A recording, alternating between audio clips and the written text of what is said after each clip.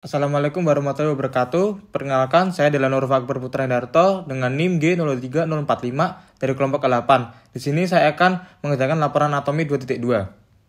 Nah, di sini aku akan menjelaskan struktur faring. Nah, di faring itu ada 3, ada nasofaring, orofaring, sama laringofaring. Nah, kalau yang nasofaring itu terletak di VC1 sampai 2 dan letaknya di posterior nasus dan superior dari platum mol. Kalau di orofaring itu VC2 sampai 3 letaknya di posterior cavum oris. Kalau di laringofaring itu di VC3 sampai 5 letaknya di posterior laring. Nah, yang pertama itu nasofaring. Nah, nasofaring itu fungsinya itu sebagai respirasi, yang sebagai tadi itu VC-nya 1 sampai 2. Nah, ada conae, optae, tonsilla adenoid, torus tuberus, torus levathyrosus, recessus pharyngeus. Nah, lanjut ke orofaring. Nah, orofaring ini di VC2 sampai VC3. Nah, fungsinya itu untuk proses pencernaan. Yang ada nama itu Isthmus faucium, Arcus palatonglosus, Arcus palapharyngeus, fossa tonsillaris, dan tonsilla palatina. Nah, kalau di laringofaring yang terakhir itu VC3 sampai VC5. Nah, itu ada fossa periformis sama aditus laringis. Lanjut ke vaskularisasinya.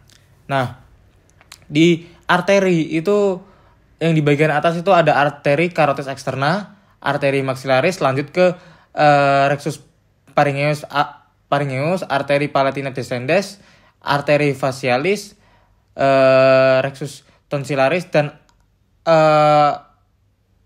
arteri palatina ascendens dan arteri lingualis. Nah, itu di bagian bawah ya. Kalau untuk inervasinya itu ada 2, sensorik sama motorik. Nah, di sensorik itu ada plexus pharyngeus dari nervus glossopharyngeus. Di motorik itu plexus pharyngeus dari nervus vagus.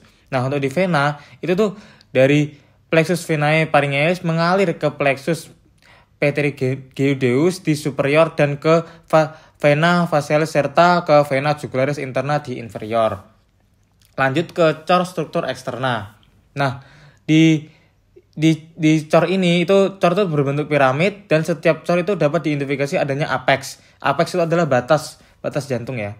Untuk basis dan 3 fasisnya yaitu facies sternocostalis, facies diafragma, dan facies pulmonalis. Nah, basisnya itu mengarah ke bahu kanan. Sedangkan apexnya itu mengarah ke panggul kiri. Sedang di basis cordis itu terdiri dari atrium sinistrum dan menghadap ke belakang ke arah craniolateral dextra. Nah, di apex cordis ini dibentuk oleh bagian inferolateral ventriculus sinister terletak di SIC 5, 8-9 cm dari linea mediana ke arah ventricular sinistra. Dan lokasinya itu di cordis, di apex cordis dapat sebagai penunjuk batas di kiri cor. Nah, di facies internal di facies sternocostalis cordis itu di bagian anterior ya. Kalau di atrium dan ventriculus itu nanti akan dibentuk itu. Nah, di facies pulmonalis itu dibentuk terutama oleh ventriculus sinister dan atrium dextrum yang membentuk interpressio cardiaca pada facies media pulmo. Nah, facies diafragma dibentuk oleh kedua ventriculi yang bersandar pada centrum tendinium diafragmatica. Lanjut ke skeleton cordis. Nah, fungsinya itu tempat melekatnya miokardium sebagai kerangka cor, tempat pelekatan cuspis, dan isolator impuls antara atrium dan ventricle. Nah, terdiri dari annulum fibrosus, trigonum fibrosum, dan pars membranica, septum interventriculare, interventriale, dan antiventriculare. Lanjut ke ini skeleton cordis, itu tetap di skeleton cordis ada annulus fibrosus. Nah, ini tuh bentuknya tuh 4 cincin fibrosa yang memiliki 2 ostium antiventricular, orificum aortae, aorta, dan ovicum truncus pulmonalis. Nah, itu terdiri dari banyak annulus. Nah, annulus yang pertama itu ada annulus antiventricularis dexter berada di sekitar valva tripuscudalis. Nah, ada annulus antiventricularis sinister yang berada di sekitar valva mitralis. Nah, ada annulus valva aorta itu terletaknya di cincin aorta atau itu namanya cincin aorta. Nah, berada di sekitar valva aorta. Ada yang terakhir ada annulus valva trunci pulmonalis atau cincin pulmoner berada di sekitar valva. Nah, trigonum fibrosum ini itu daerahnya penebalan jaringan yang menghubungkan antara annulus, ada 2, trigonum fibrosum dextrum sama sinistrum. Nah, yang dextrum itu di antara annulus fibrosum valva aorta dan annulus anteroventricular dextra. Nah, kalau yang di sinistrum itu di antara annulus fibrosus valva aorta dan annulus anteroventricular sinistra. Lanjut ke cor bagian interna, tadi kan eksterna. Nah, di interna ini ada atrium dexter yang terdiri dari bagian halus, yaitu namanya sinus venarum cavarum.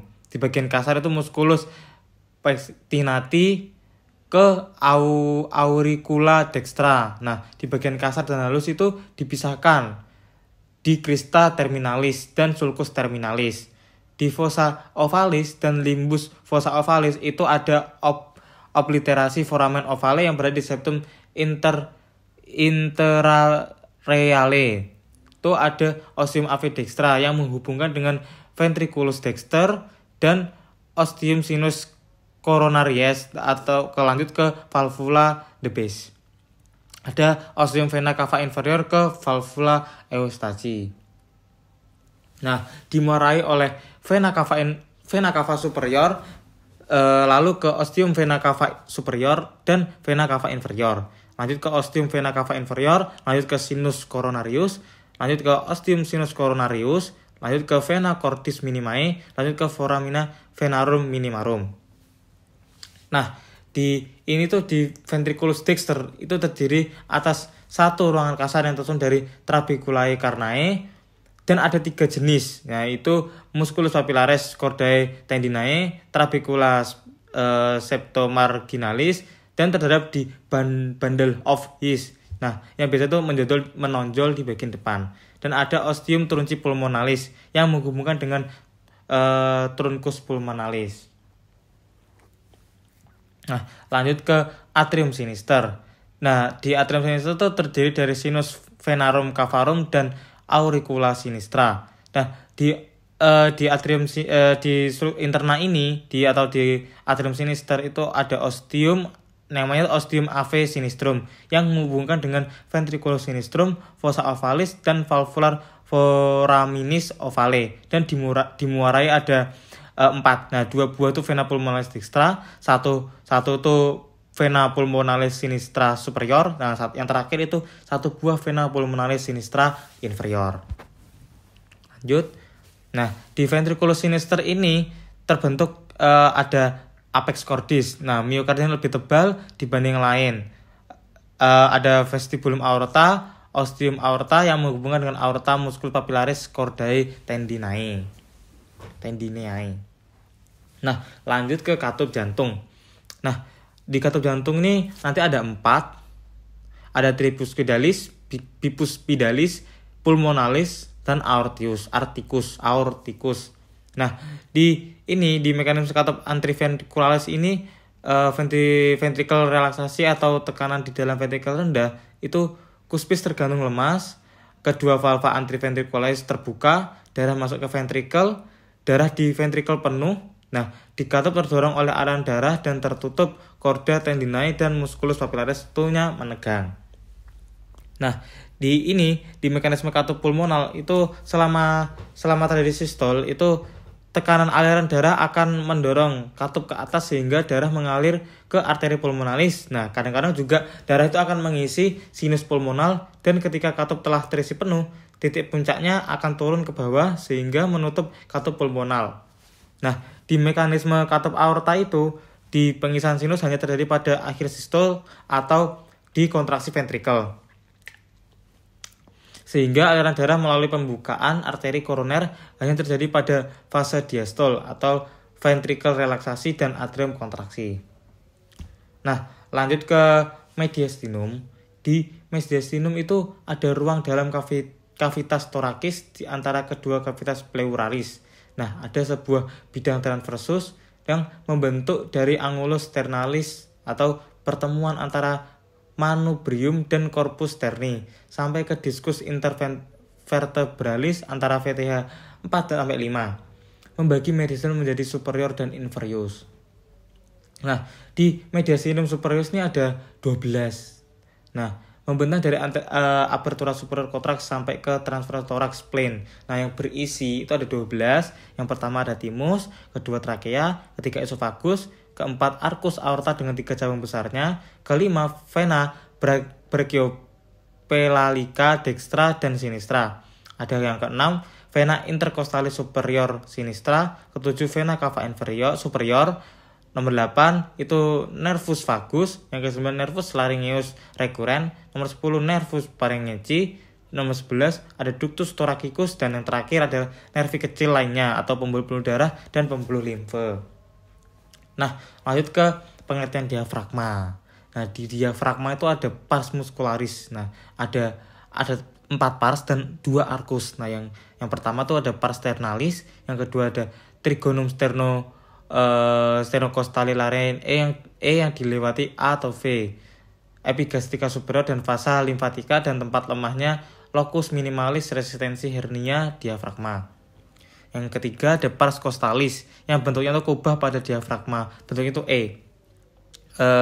Yang keempat itu pars lumbalis. Yang kelima ada arcus lumbosacralis medialis atau ligamentum arcuatum mediale yang bisa penebalan fascia musculus fossa major. Yang 6 tuh arcus lumbosacralis atau lateralis, atau ligamentum arcuatum lateral. Nah, itu penebalan fascia musculus quadratus lumborum.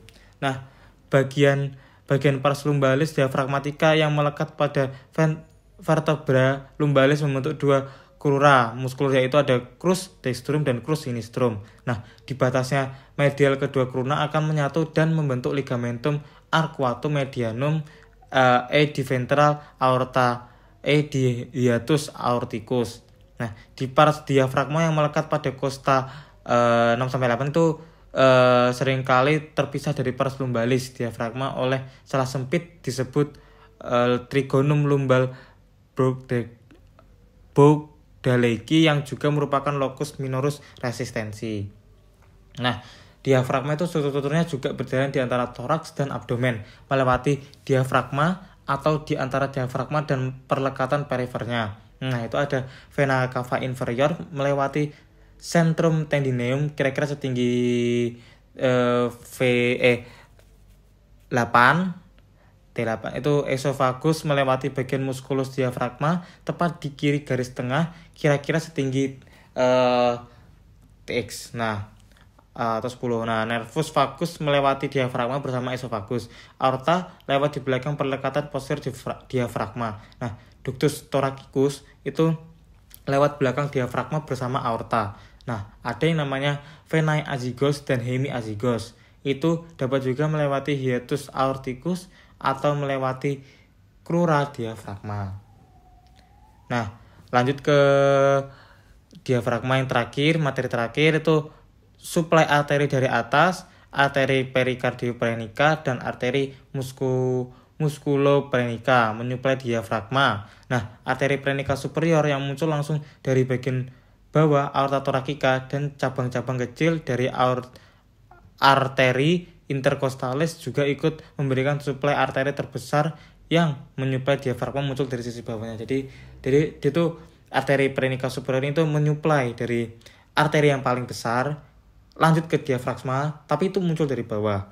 Nah, arteri prenica inferior yang merupakan cabang langsung aorta abdominalis. Drainase vena paralel dengan arterinya. Nah, vena itu mengalir menuju venae brachiopelvica di leher, sistema vena azygos, dan nervus venae di abdomen atau vena suprarenalis sinistra dan vena cava inferior.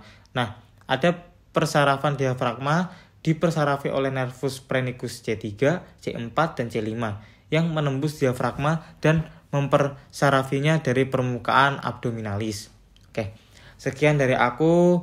Mohon maaf atas kekurangan dan kesalahan saya. Wassalamualaikum warahmatullahi wabarakatuh.